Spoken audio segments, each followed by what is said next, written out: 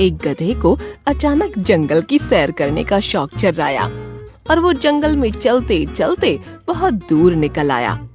उसे दूर से आता हुआ एक शेर दिखाई पड़ा तो उसके होश उड़ गए। वो समझ गया कि अब तो उसकी खैर नहीं है।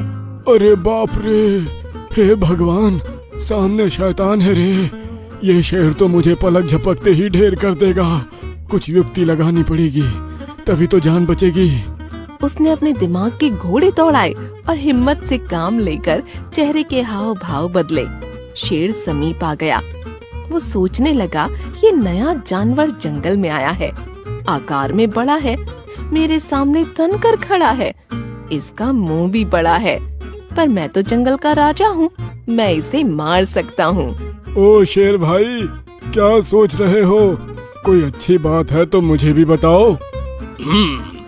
बात तो बहुत अच्छी है, लेकिन मेरे लिए अच्छी है। तुम्हारे लिए वही बात बहुत बुरी है। मैं तुम्हें खाना चाहता हूँ। तुम्हारा अंतिम समय आ गया है। कोई बात नहीं, मैं भी यही चाहता हूँ। मैं तो आत्महत्या करने जा रहा था। तुम मेरा काम आसान कर दोगे। तुम मुझे बेशक खा लो, मैं भी यही चाहता हूँ। बस मेरी एक आखिरी इच्छा पूरी कर दो। तुम जंगल के राजा हो, इतनी बात मान लो। आखिरी इच्छा? बोलो बोलो, क्या है? मैं जरूर पूरी करूँगा। तुम यदि मुझे खाना ही चाहते हो तो मेरी पूंछ को पहले खाओ, उसके बाद मुझे पूरा खा जाओ।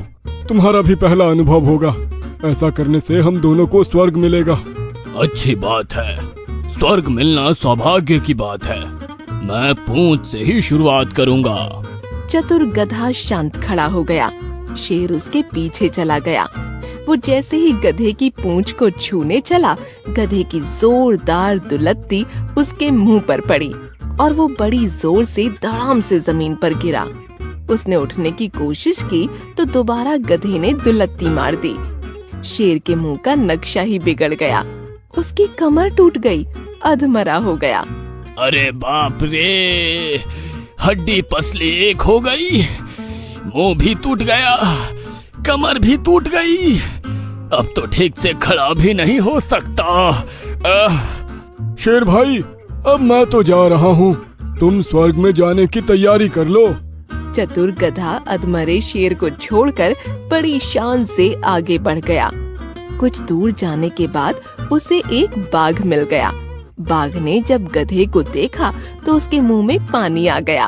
अरे वाह, मेरी किस्मत खुल गई।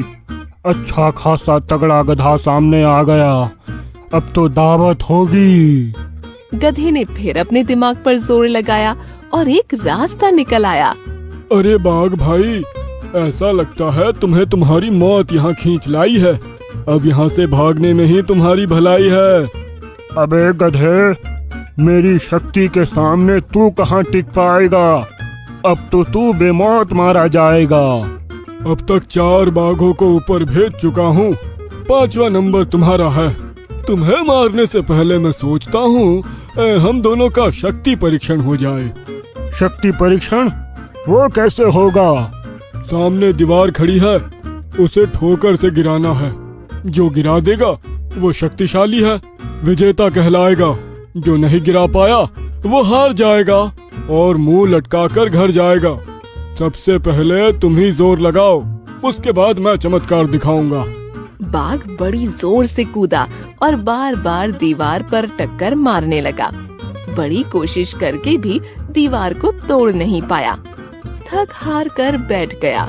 अरे बाप रे, ये दीवार तो पहाड़ की तरह मजबूत है। इसे तोड़ना बहुत मुश्किल है।